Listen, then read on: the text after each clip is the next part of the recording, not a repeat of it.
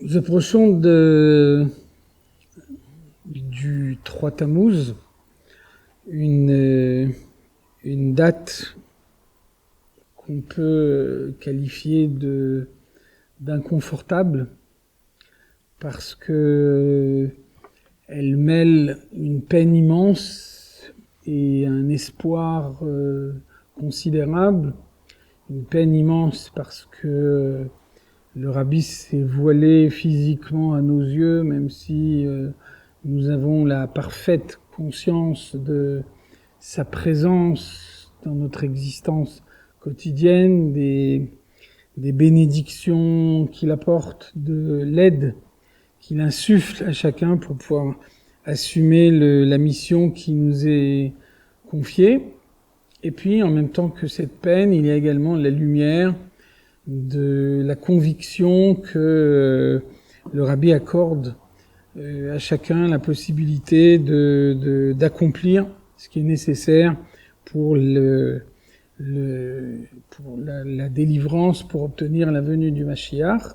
Chacun connaît l'explication du rabbi selon laquelle l'emprisonnement de l'Admor Hazaken, le 19 Kislev, n'a pu avoir lieu que avec son consentement.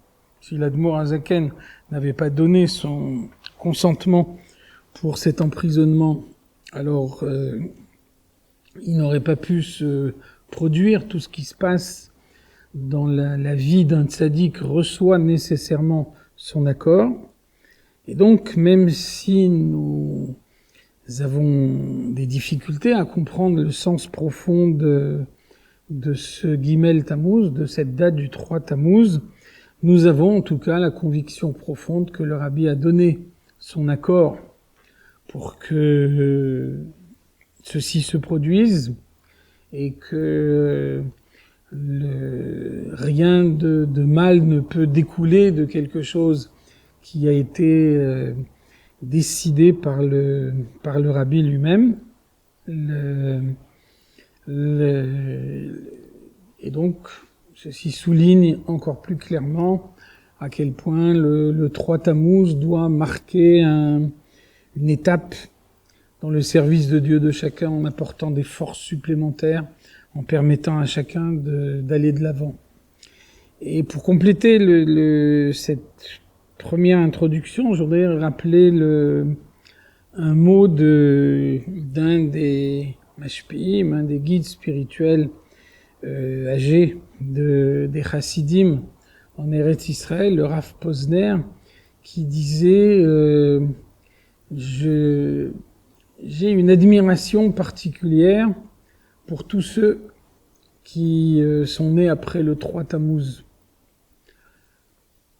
Ceux qui sont nés après le 3 Tammuz n'ont pas vécu le traumatisme de cette date, et donc ils peuvent avoir à l'esprit uniquement l'aspect positif de cette date, tout ce qu'elle peut apporter à chacun, et donc l'admiration qu'on peut avoir pour quelqu'un qui n'a dans son esprit qu'une vision positive des choses doit aider à ce que nous aussi nous voyons dans cette date un apport positif. Et donc le 3 Tammuz, c'est la date à partir de laquelle le rabbi a décidé que son action pour faire venir le Mashiach s'exerçait désormais dans les sphères célestes.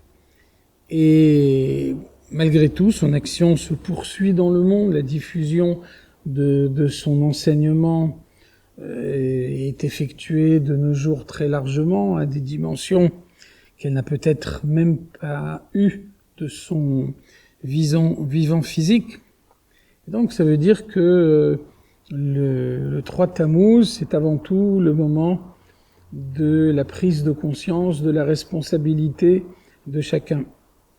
Chacun, en tout cas tous ceux qui étaient présents au moment où le rabbi a prononcé cette sikha, c'était une explication que le rabbi a donnée pendant la semaine. Donc il y avait une retransmission dans le monde entier. Et le rabbi a dit, le rabbi précédent, dans les dernières années de sa vie, n'arrivait plus à parler. La maladie faisait que il avait perdu la parole, ou en tout cas il était extrêmement difficile de le comprendre. C'était uniquement des personnes très proches qui le côtoyaient constamment, qui arrivaient à déchiffrer ses paroles, mais en tout cas ceux qui ne le côtoyaient pas fréquemment n'arrivaient pas à comprendre ce qu'il disait. Et donc nous dit le rabbi, on peut s'interroger, on peut se poser la question lorsque le rabbi parlait, lorsque le rabbi précédent parlait, lorsque le rabbi précédent développait son enseignement, il est arrivé, grâce à cet enseignement, à conduire des milliers de juifs à la tchouva, à les rapprocher de la volonté de Dieu. Et donc comment peut-on imaginer que lorsque quelqu'un utilise sa parole pour rapprocher les autres du judaïsme, Dieu lui ôte la parole? Et le rabbi nous dit, la seule réponse qu'on peut donner à cette question, c'est que le rabbi a formé des disciples, et à partir du moment où lui-même ne peut plus parler, ce sont ses disciples qui doivent parler à sa place. Le rabbi a dit cette sikha quelques jours avant le Chav Zayin Adar Rishon Tafshin Nun Aleph, le 27 Adar Rishon 5751-1991, date à laquelle le rabbi a perdu la parole.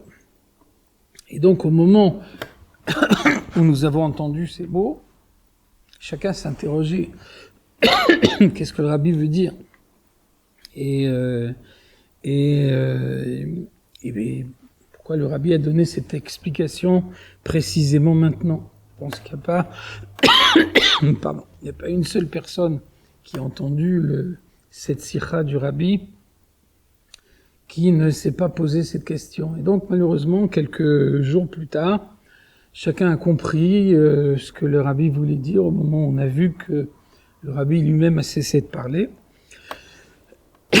Et donc, quand arrive le Gimel Tammuz, cette sikha est encore plus actuelle peut-être maintenant, dans la période actuelle. Le rabbi attend de nous que nous soyons ses porte-paroles. Le rabbi a la conviction que chacun peut assumer cette mission, et c'est précisément pour cela que le rabbi peut, dans les sphères célestes, accomplir les actions qu'on attend de lui, parce qu'il sait, parce qu'il a confiance, parce qu'il est persuadé que chacun de nous a les moyens de diffuser les enseignements du rabbi, d'apporter à chacun les moyens d'y accéder.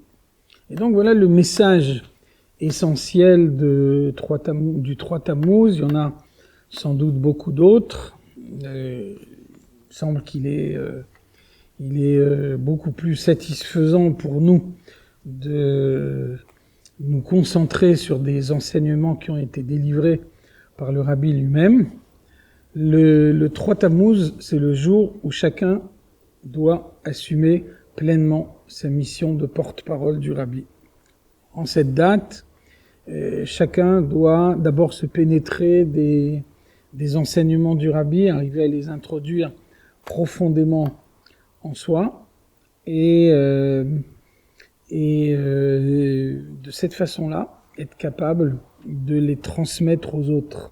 On sait que le rabbi nous a expliqué que un shaliach, un émissaire d'une autre personne, sous la forme la plus haute de la shlichut qu'il peut recevoir, c'est quelqu'un qui est capable de transmettre les mots de celui qui le mandate avant même de les avoir reçus.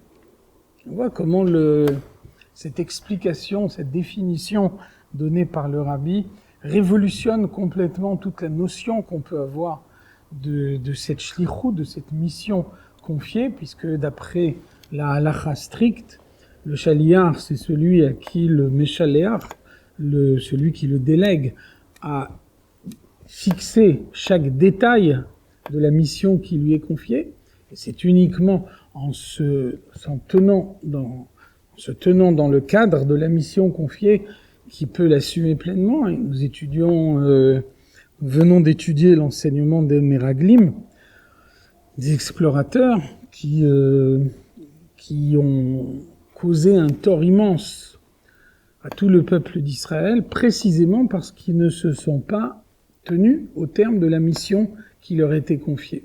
Malgré tout, nous dit le rabbi, lorsqu'on se pénètre profondément de l'enseignement du rabbi, alors on doit avoir le sentiment profond de ce qu'est sa volonté, et de cette façon-là, on peut vivre chaque journée avec lui, transmettre son enseignement aux autres, faire que la diffusion que le rabbi a si largement développée dans le monde se poursuive pendant ces derniers instants de l'exil, jusqu'à ce que très prochainement le Mashiach arrive et que nous puissions voir le rabbi physiquement de nos yeux de chair.